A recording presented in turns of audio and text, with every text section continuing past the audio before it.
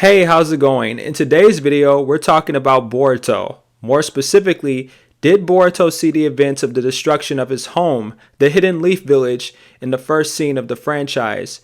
And is that what is affecting his motivations in Two Blue Vortex? If you ask me, I think he knows what's going to happen, and he is actively fighting against this future. And there is plenty of evidence to support this is the case in the more recent chapters of Two Blue Vortex. This video will contain spoilers for part 1 and part 2 of the series. You have been warned. With that being said, let's get started. Genetically speaking, Boruto is 100% composed of Momoshiki's DNA. In order to understand how Boruto could be able to see the first scene of the series, we first need to understand Momoshiki's ability to see into the future and really analyze how it works. The very first instance in which we ever saw Momoshiki using this ability was in chapter 7 of part 1, and funny enough, he uses it on Boruto himself. Momoshiki noticed Boruto among the group of Sasuke and the other 4 Kage, and recognized him as Naruto's son. Momoshiki then proceeded to activate his Byakugan. He immediately recognized that Boruto had a rather interesting fate. So the first thing we learn is that Momoshiki's ability is tied into his Byakugan specifically. Around the same time that Momoshiki looked into Boruto's future, he also makes a comment on Naruto himself, claiming it was a shame that Naruto had all of Kurama's immense power but no way of passing it down to the next generation, which was heavy foreshadowing for Kurama's death in chapter 55 of part 1. In Boruto chapter 10, after Momoshiki is killed, he of course implanted his karma onto Boruto, setting up his vessel for his eventual return. Boruto sees time get frozen and the ghost of Momoshiki appear before him. Momoshiki once again activates his Byakugan and tells Boruto that while he couldn't see his own fate of getting killed, he saw Boruto's future clearly, that one day that those blue eyes will take everything away from him. Momoshiki smiles, realizing that once Boruto loses his connections, he will lose the will to live, leading way for him to make his eventual return and regaining his life. This is where we learn of the first limitation of Momoshiki's ability. He can only see the future to a point where he is alive. Had he known he was going to get killed, Momoshiki would have taken different measures or not bothered to come to Earth in the first place. This ability is the polar opposite of Ada's Senrigan ability. She can only see the past and present, which are instances where she was alive, but she cannot see the future. Momoshiki was not allowed to see his own death, but was allowed to see Boruto's future because his soul currently resides in Boruto. So long as Boruto is alive, Momoshiki will always be able to see what happens next. We don't see any other occasions of Momoshiki using this ability for quite some time. Momoshiki would appear reminding Boruto he would lose everything throughout the series, but we as an audience at the time and Boruto himself lacked any idea of when the prophecy would actually occur, until we reach chapter 72 of part 1, where Momoshiki finally states that the time has arrived and very soon Boruto's life would change forever. Momoshiki appeared before Boruto after he told his mom goodbye for the last time. He then proceeded to ask Boruto 2 questions. How could he promise to come home without truly knowing what's coming next? Momoshiki then asks Boruto, how can he continue to his existence knowing that the future holds nothing but despair? Something we learn from this interaction is that Momoshiki's vision of the future is limited to his own interpretation. Seeing the events that shape the future is one thing, but understanding those events is completely different. Chapter 75 of part 1 is titled Domain of the Gods, and it's a chapter where we get a lot of world building and additional lore added to the franchise. Yes, this chapter talks about Shinjutsu and Shibai Otsutsuki, but the title could also apply to Boruto himself because for the first time, Boruto gets to use Momoshiki's ability. Momoshiki's Byakugan activates in Boruto's right eye during the end of the chapter. Without realizing it, Boruto catches glimpses of the world post-omnipotence. He sees scattered images of events that haven't occurred yet, and has no context for any of these events. He sees an image of his teammates, Sarada and Mitsuki. Sarada is looking for someone. Mitsuki is shown directly in Boruto's first-person point of view, and he says that someone has truly angered him. He sees the Hokage monument, which is the area where he learns of the fate of his parents, Kawaki's betrayal, and this is also the location in which he receives his scar. He also sees Shinobi looking for someone, and then he sees Kawaki standing rather coldly above someone, and then he sees Team 10 scolding someone from a first-person point of view. Boruto doesn't make sense of any of this, and this further points that the future is left up to interpretation from Momoshiki's ability. Chapter 78 is very interesting, and I think it's the driving point for Boruto's motivation in Two Blue Vortex. I wanted to talk about a particular scenario where Kawaki is apprehended by Mitsuki, Shikamaru, and Sasuke. It was pretty much over for him as he was surrounded by many Leaf Shinobi. Omnipotence would have never been a future that would have occurred had it not been the actions of one individual, Momoshiki. Momoshiki absorbed Shikamaru's Shadow Possession Jutsu, which enabled Kawaki to use Sukune Hikona and escape. And this is where we learn about another key flaw in Momoshiki's ability. He can only see potential futures. The future Boruto saw was only a possible one, not one set in stone. Momoshiki had to play an active role in achieving the future that benefited him the most. Had he not intervened, the future would have diverged into something completely different, and Kawaki would have been captured. Chapter 80 of Part 1 further strengthens my point of Momoshiki's understanding of the future being limited to his own interpretation. Momoshiki's interpretation of human bonds is very surface level. He believes that humans highly value bonds and companionship, and if they lose those bonds, they fall into despair and give up. He did not, however, account for the fact that humans also have the capability of overcoming their pain and growing into stronger and wiser individuals. He truly thought humans were one-dimensional, inferior creatures, when in reality, it is actually him and his Otsutsuki brethren who are the ones who fall into that category. The future he interpreted and actively helped make a reality did not work in his favor at all because he truly underestimated who Boruto was and the experiences that shaped his life. So let's jump into Boruto's 3 years in exile. While we have yet to see Momoshiki again, I believe his thoughts and Boruto's may have still remained in sync, just like in chapter 72 to chapter 80 of part 1, meaning that Boruto would still have the ability to see into the future using Momoshiki's Byakugan. Despite his eye being damaged, we saw visible evidence that he could still use that eye, at least momentarily, in chapter 78. And I think either before or after Sasuke was eaten by the Ten Tails, Boruto saw even more events of the future. Sure, Boruto is not using his karma because he knows how dangerous Momoshiki would be at this point, but I think it's also Boruto's way of fighting against a predestined fate.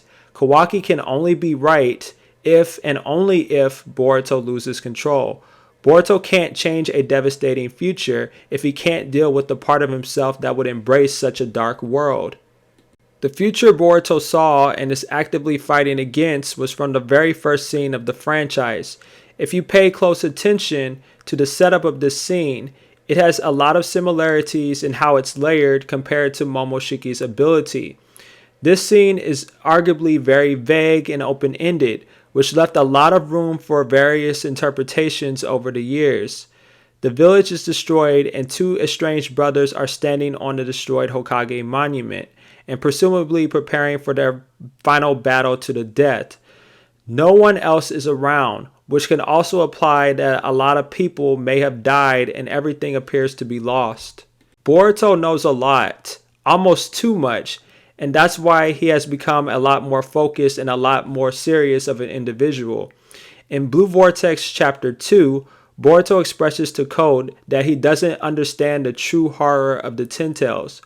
Boruto says that Code needs to lead him to the main Ten Tails body now, because if he doesn't, not only will Code lose control of the Ten Tails, but it will lead to the worst possible future for everyone. Listen to his specific words, worst possible future. He knows that things could be changed around if people make different choices. He knows that only through actions can the future ever be altered. Blue Vortex Chapter 4 is called Awakening. Code, being arrogant and thinking he's better than Boruto, did not listen and ran away. Boruto, however, was smart enough to understand Code's nature and followed him into Jigen, or rather Ishiki's dimension. If you pay very close attention to Boruto's reaction in seeing the shinju, he is not shocked at all. Boruto instead expresses his disappointment that he was too late to stop them. He knew they were coming. He knew about Jura, Hidari, Matsuri, and Shinju Bug. He likely knew about them a year or two before they were even created. Boruto even explains to Code that the Shinju are separate entities from the original characters that were eaten, which further supports the evidence of him knowing what was going to happen prior to it happening. Then there's Blue Vortex Chapter 8. Boruto fills in the 8th Hokage about the Shinju. If you pay very close attention, notice how Boruto explains that the Shinju are keeping the people the claw grinders have eaten alive. For what purpose, Boruto does not know, which further supports the evidence that Boruto can only interpret the future, but does not 100% know why events of the future are occurring the way they are. Shikamaru asks Boruto, how much does Boruto actually know about the situation? Boruto, unfortunately, does not get the opportunity to answer, but his eye shows he is dealing with a lot of intense pressure. He is literally holding the weight of the entire world on his shoulders. The reason why the first scene in the series is very likely to occur is because of one major mistake: Boruto not dealing with Kawaki sooner. There was plenty of evidence in chapters 1 through 8 that Boruto was stronger than Kawaki, and in the most recent chapter as of the recording of this video, chapter 9, we got final confirmation of this fact. All Boruto has to do is catch Kawaki off guard and apprehend him before he ever has the chance to activate his karma. He can also even remove Kawaki's prosthetic arm, which Amato implanted the karma to, which will force Kawaki to solely rely on Ishiki's dojutsu, in which case would be a joke for Boruto at this point. Prioritizing the Ten Tails and destroying it over Kawaki made sense at the time, but Boruto failed to stop the Shinju from arising. Kawaki is also still an obstacle standing in the way of Boruto stopping the destruction. For one, Kawaki actively wants to kill Boruto, meaning he is going to use every person and every ability to make that happen. Another reason why Boruto should deal with Kawaki is because Kawaki himself is also a target of the Shinju, and unlike Boruto, he can't stand up to them as he currently is. Kawaki is also part of that destructive future that we saw in the very first scene of the series, and seems to have completely embraced the dark future. That alone should be the thing that removes Kawaki from the board. However, Boruto still has love for Kawaki as a brother, so that is a thing holding him back from doing what needs to be done. Kawaki also wants to kill Code. While Code is a terrible person and plays a huge role in the Shinju being created in the first place, he may be the only person with a chance of weakening them, since the Shinju and Code's claw marks are completely linked together. Code is selfish, but he is actively shown throughout the series not wanting to die. He values his own self-preservation, and if the Shinju decide to go after him at some point, why not work with Boruto until the mutual enemy is dealt with? Shikamaru was completely right about Kawaki. He is a reactionary character, because once a threat arises in his life that is out of his control, he takes drastic measures. Jura actively wants to eat Naruto Uzumaki. Kawaki doesn't know that his target was switched to Himawari. He will always hold in the back of his mind, regardless of the fact when he finds out about the switch, that Jura is a threat to Naruto's life. This is why he turned on Boruto in the first place. Momoshiki threatened Naruto's life, and that's what played a major role in Kawaki's creation of the world post-omnipotence. When it comes down to it, if Kawaki had to choose between saving Naruto or the countless lives of the Hidden Leaf villagers, he would pick Naruto in a heartbeat, even knowing that's not what Naruto would want. I want you to also pay very close attention to what Kawaki in the potential dark future is wearing and holding. All of this symbolizes aspects of his abusers. Kawaki is wearing clothing very similar to his biological father. He holds a rod like Jigen once did, and he also has his karma seal activated, which is Ishiki's power. Kawaki is also wearing a scarf around his neck, which is very reminiscent of Code's clothing. Kawaki is attracted to power. Power is what others use to dominate his life. So it's possible if the Shinju caused the end of the world, something out of Boruto and Kawaki's control, then it makes perfect sense why Kawaki would try to act like his tormentors, because Kawaki still holds on to that belief that through power and power alone, he could achieve all of his goals. I think Kawaki proudly declares that the age of shinobi is over because he knows that they lack the power, and in order to fix things, power is the key to Kawaki. Whether he destroyed the village or not is now irrelevant. His mindset led him to going too far. Boruto is the only one that stands in his way and is a walking contradiction to his ideology. But I wanted to end this video on a more hopeful note. After the battle with Ishiki in part 1, Boruto told Kawaki something that I think will come into play much later into Blue Vortex. Boruto said that he felt anything was possible so long as he was with Kawaki. Kawaki tells Boruto to stand on his own because unlike Boruto, he doubts himself, especially since this is the point where he lost his karma. The age of shinobi may have truly ended. Everyone may have been lost either due to being eaten or killed or sent to another dimension, but Boruto and Kawaki are Otsutsuki, beings who can literally rewrite reality. Kawaki for once can choose healthy bonds over power. I truly believe that Boruto and Kawaki together can fix everything. Their past circumstances don't matter. The karma in their Otsutsuki lineage is not what defines them. It never did. It's them as people. It's them as brothers. Boruto, through Kashin Koji's theme toads, has been keeping tabs on Kawaki for years. Even despite his betrayal, he saw the good in him, and he protected the village in Naruto and Boruto's absence. And that's why I believe Boruto chooses to look beyond the dark future and believe he can still resolve things with Kawaki. The future is not written in stone, and they can make a better world.